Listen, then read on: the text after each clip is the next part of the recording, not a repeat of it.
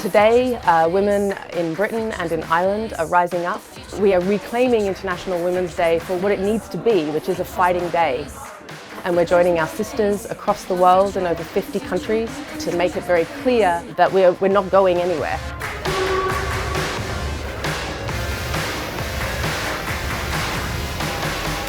We want universal free childcare. We want the decriminalisation of sex work.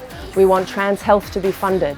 All of those things are policy questions, but they require social movements to be able to create that kind of change. The women's strike's impossible in many ways because if women actually stopped doing all the work that we did in the world couldn't function. It is that impossibility that makes it so necessary. The women's strike defies the idea that all we need to do is tell our stories and speak up.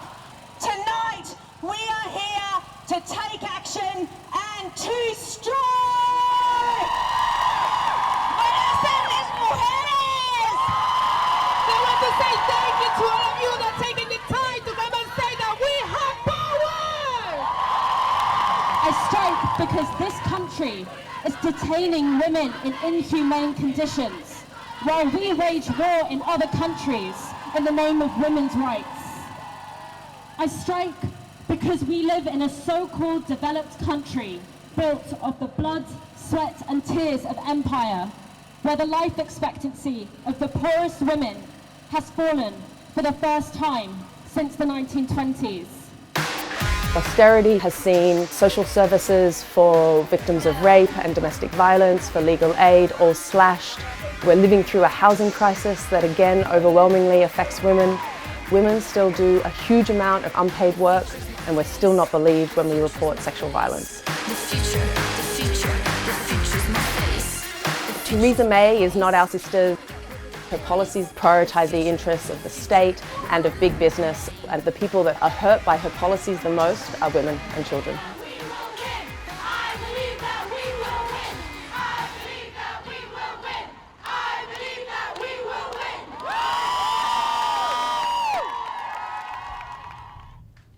I think I probably shared a pretty similar personal story to lots of other young women growing up in a post-colonial country like Australia, which is pretty macho.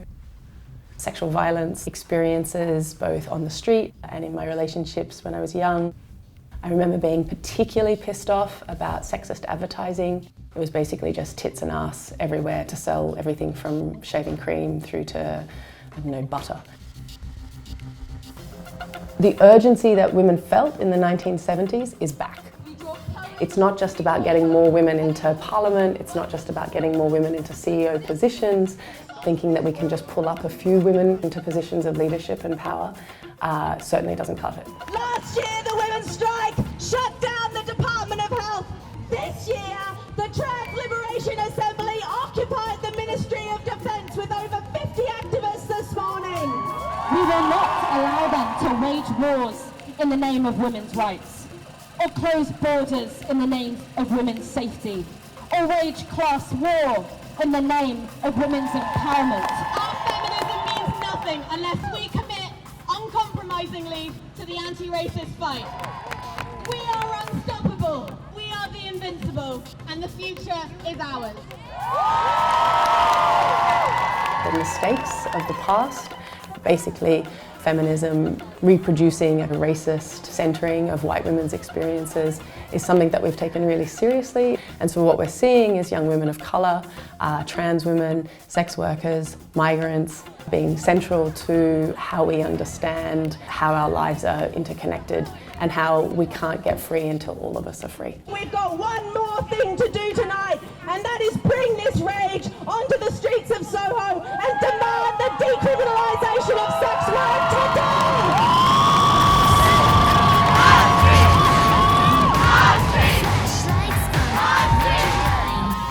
We want to be really clear that joy is just as important as anger and the righteous rage that's also fueling our movement.